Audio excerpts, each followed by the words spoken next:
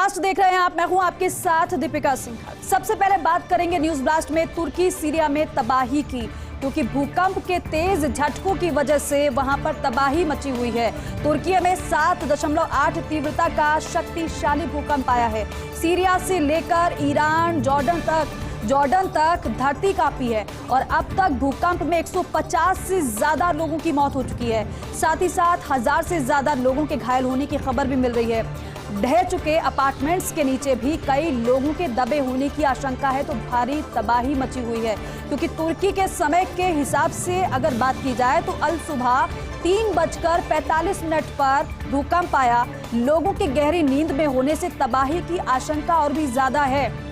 जोरदार भूकंप की वजह से कई इमारतें पहले से ही जमींदोज हो गई हैं। तुर्की के मध्य इलाके में भारी तबाही हुई है। तेल की पाइपलाइन में हो चुके हैं कई ब्लास्ट। गाजियान्टेप में जमीन से मात्र 10 किलोमीटर नीचे भूकंप का केंद्र रहा है। गाजियान्टेप में जमीन से मात्र 10 किलोमीटर नीचे भूकंप का केंद्र रहा है। भारी तबाही हुई है, कई लोगों की जान चली गई है भूकंप की वजह से। और जो तीव्रता रिक्टर स्केल पर मापी गई है वो है 7.8। शक्तिशाली भूकंप इसे कहा जा रहा है। सीरिया से लेकर ईरान जॉर्डन तक धरती कांपी है और अब तक भूकंप से 150 से ज्यादा लोगों की मौत हो चुकी है। साथ ही साथ 1000 से ज्यादा लोगों के घायल होने की भी खबर है और ढह चुके अपार्टमेंट्स के नीचे भी कई लोगों के दबे होने की आशंका व्यक्त की जा रही है, जिन्हें ढूंढा जा रहा है, बाहर निकाला जा रहा है, रेस्क्यू किया जा रहा है। तुर्की के समय के हिसाब से अल सुबह 3:45 पर भूकंप आया। लोगों के गहरी नींद में होने से ज्यादा तबाही की आशंका बनी हुई है। जोरदार भूकंप से कई इमारतें जमींदोज हो चुकी हैं। तुर्की के मध्य इलाके में भारी तबाही हुई है। तेल की पाइपलाइन में हो चुके हैं कई ब्लास्ट। गाजियान्टेप में जमीन से मात्र 10 किलोमीटर नीचे रहा भूकंप का केंद्र। स्वर साम्राज्ञी लता दीदी की प्रथम पुण्यतिथि आज है। 6 फरवरी 2022 को लता दीदी ने अंतिम सांस ली थी। 92 साल की उम्र में ब्रीच कैंडी अस्पताल में उनका निधन हो गया था। भारत की सबसे सम्मानित गायिका हैं लता दीदी। विभिन्न भारतीय भाषाओं में 30,000 से अधिक उन्होंने गाने गाए। सुर साधिका, सरस्वती की वरद पुत्री, कोकिल कंठी के नाम से वो जानी जाती थी। लता दीदी के सैकड़ों कालजयी गाने गूंज रहे हैं लोगों के कानों में आज भी। बेशक लता दीदी हमारे बीच में नहीं है, लेकिन उनकी आवाज, उनके स्वर सदा सदा के लिए हमारे साथ है। आज भी लोग लता दीदी के तराने सुनकर ही दिन की शुरुआत करते हैं। लता दीदी का गायन समस्त विश्व के लिए विस्मित कर देने वाला है। लता दीदी को पूरा देश आज याद कर रहा है। 92 साल की उम्र में ब्रीच कैंडी अस्पताल में उनका निधन हुआ था 6 फरवरी 2022 को। भारत की सबसे सम्मानित गायिका हैं लता दीदी। विभिन्न भारतीय भाषाओं में 30,000 से अधिक गाने उन्होंने गाए। सुर साधिका, सरस्वती की वरद पुत्री, कोकिल कंठी के नाम से वो जानी जाती थी। लता दीदी के सैकड़ों कालजयी गाने गूंज रहे हैं लोगों के कानों में आज भी लोग लता दीदी के तराने सुनकर ही अपने दिन की शुरुआत करते हैं। लता दीदी का गायन समस्त विश्व के लिए विस्मित कर देने वाला है। और चलिए बात करेंगे कांग्रेस अध्यक्ष मल्लिकार्जुन खड़गे के 100 दिन की। खड़गे ने 26 अक्टूबर 2022 को बतौर अध्यक्ष कांग्रेस का कार्यभार संभाला था। 24 साल बाद बने थे गैर गांधी कांग्रेस अध्यक्ष। हालांकि खड़गे के सामने कई चुनौतियां हैं, जिन चुनौतियों का जिक्र लगातार किया जाता है और ये कहा जाता है कि कैसे वो इन चुनौतियों से पार पाएंगे। फिलहाल नए पदाधिकारियों और कार्यकारिणी का इंतजार है। साथ ही साथ संगठन को मजबूत करने पर भी काम बाकी है। 2023 और 2024 में भी कई चुनौतियां खड़गे के सामने रहेंगी। 100 दिन पूरे हो चुके हैं बतौर अध्यक्ष उनके कार्यकाल को। अब 100 दिनों में तमाम काम उनकी तरफ से किए गए, तमाम फैसले भी किए गए, लेकिन कार्यकारिणी के गठन का अभी भी इंतजार किया जा रहा है। खड़गे ने 26 अक्टूबर 2022 को कार्यभार संभाला था। 24 साल बाद बने थे गैर गांधी कांग्रेस अध्यक्ष वो। हालांकि खड़गे के सामने अभी भी कई चुनौतियां हैं जिनसे उनको पार पाना होगा। फिलहाल नए पदाधिकारियों और कार्यकारिणी का इंतजार अभी भी है। साथ ही साथ संगठन को मजबूत करने पर भी काम अभी बाकी है। 2023 नजदीक है क्योंकि शुरुआत हो चुकी है और 2024 में भी कई चुनौतियों का सामना खड़गे को करना पड़ेगा। आगे बढ़ेंगे, बात अब करेंगे सुप्रीम कोर्ट के नए जजों की। दरअसल सुप्रीम कोर्ट के नए जजों का शपथ ग्रहण समारोह हुआ। सुप्रीम कोर्ट में 5 जजों ने शपथ ली। 5 नए जजों को शपथ दिलवाई सीजेआई डीवाई चंद्रचूड़ ने। Justice Pankaj Mittal, justice Sanjay Karol, justice PV Sanjay Kumar, justice Ahsanuddin Amanullah, justice Manoj Mishra ने शपथ ली। सुप्रीम कोर्ट में अब जजों की जो संख्या है वो 32 हो गई है, लेकिन अभी भी 2 पद खाली है क्योंकि कुल मिलाकर संख्या 34 है। तो 5 नए जजों ने सुप्रीम कोर्ट की उन्होंने शपथ ली। सीजेआई डीवाई चंद्रचूड़ ने उन्हें शपथ दिलवाई। 5 नए जजों को शपथ दिलवाई गई है आज। Justice Pankaj Mittal, justice Sanjay Karol, justice PV Sanjay Kumar, justice Ahsanuddin Amanullah, justice Manoj Mishra ने शपथ ली है। सुप्रीम कोर्ट में अब जजों की संख्या 32 हो गई है।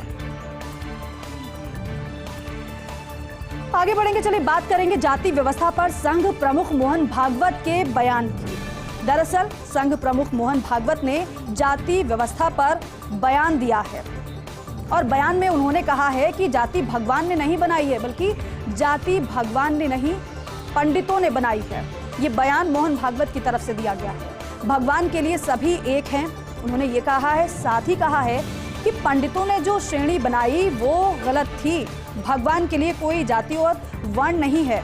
हिंदू मुस्लिम सभी एक हैं। समाज में बंटवारे का फायदा दूसरों ने उठाया है। किसी भी हाल में धर्म को नहीं छोड़ें। बाहरी लोगों ने फायदा उठाकर आक्रमण किया है। आज दुनिया में भारत को सम्मान से देखा जाता है। इस बयान की चर्चा चारों तरफ हो रही है मोहन भागवत के। उन्होंने कहा है कि जाति भगवान ने नहीं बनाई है, बल्कि पंडितों ने बनाई है। भगवान के लिए सभी एक हैं। पंडितों ने जो श्रेणी बनाई वो गलत थी। भगवान के लिए कोई जाति वर्ण नहीं है। हिंदू मुसलमान सभी एक हैं। समाज में बंटवारे का फायदा दूसरों ने उठाया है। किसी भी हाल में धर्म को नहीं छोड़े। बाहरी लोगों ने फायदा उठाकर आक्रमण किया है। आज दुनिया में भारत को सम्मान से देखा जा रहा है।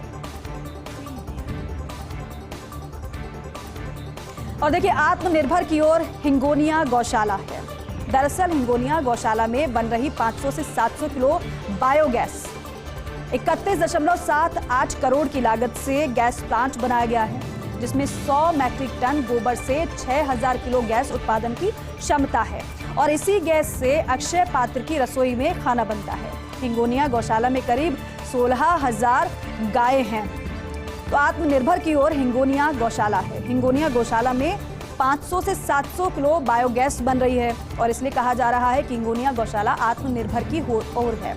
31.78 करोड़ की लागत से गैस प्लांट बनाया है और जिसमें 100 मैट्रिक टन गोबर से 6000 किलो गैस उत्पादन की क्षमता है और इसी गैस से अक्षय पात्र की रसोई में खाना बनता है।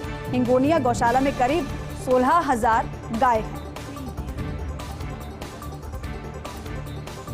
बोल खाटू नरेश की, और इसलिए ये कहा जा रहा है क्योंकि बाबा श्याम के श्रद्धालुओं के लिए बड़ी खुशखबरी आई है। खुशखबरी ये है कि बाबा के दीवानों का आज इंतजार पूरा होने जा रहा है। 85 दिन बाद आज खुलेगा बाबा श्याम का दरबार।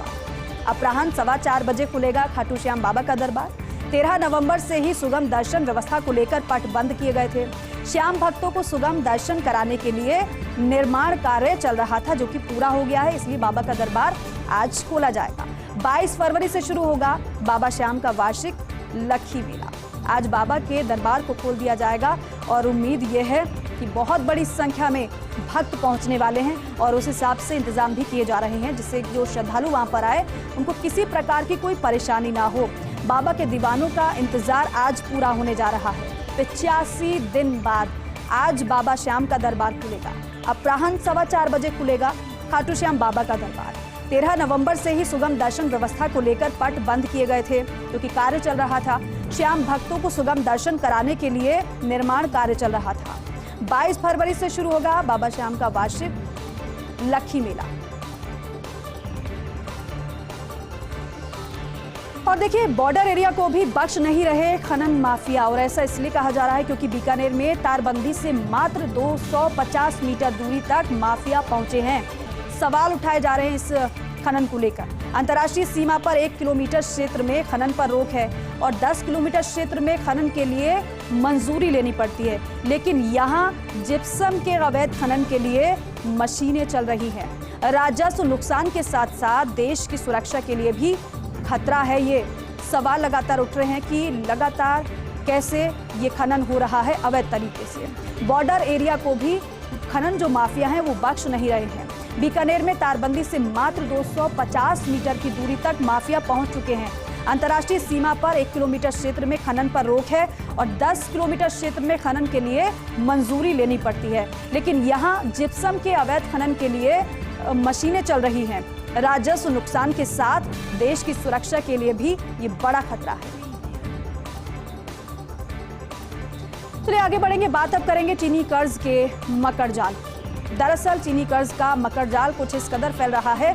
कर्ज के चक्कर में चीन को पाकिस्तान से गले लगा है और आपको बताएं कि अब अपनी हालत पर पाकिस्तान रो रहा है। 2 दशक से पाकिस्तान समेत कई देशों को निगल चुका है ड्रैगन। चीन से कर्ज लेने वाले देशों की आर्थिक स्थिति बहुत खराब है। जिसने चीन से कर्ज लिया है उन देशों की हालत आप देख लीजिएगा, बर्बादी के कगार पर है।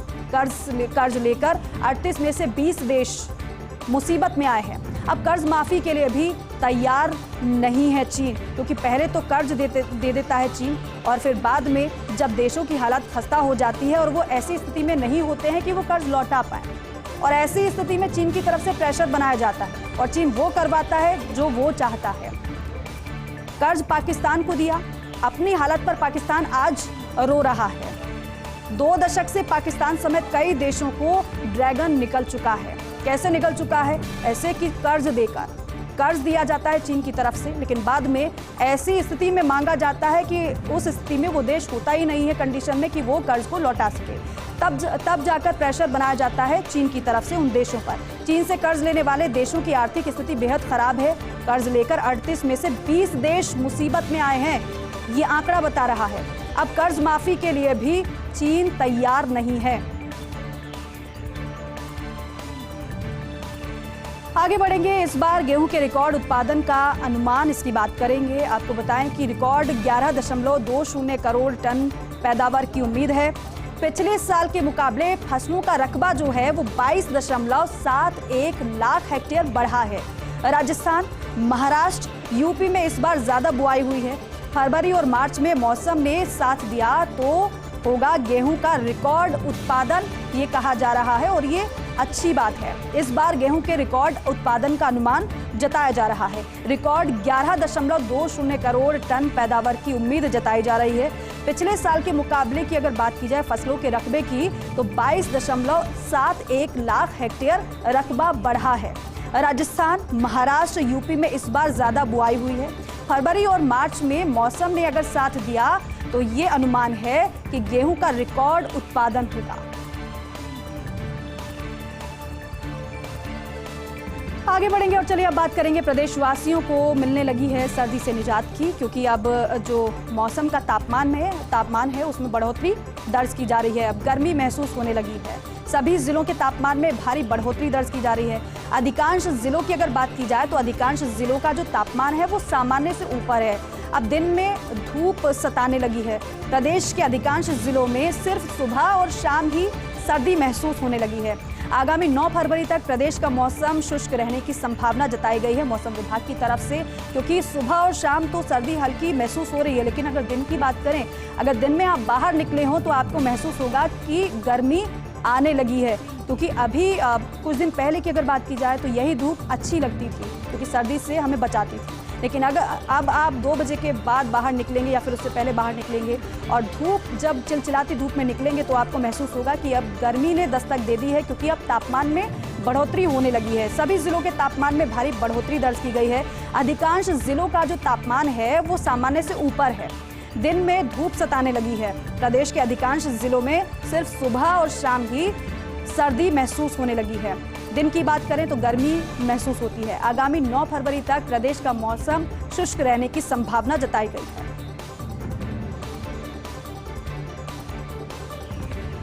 और आगे भी खबरों का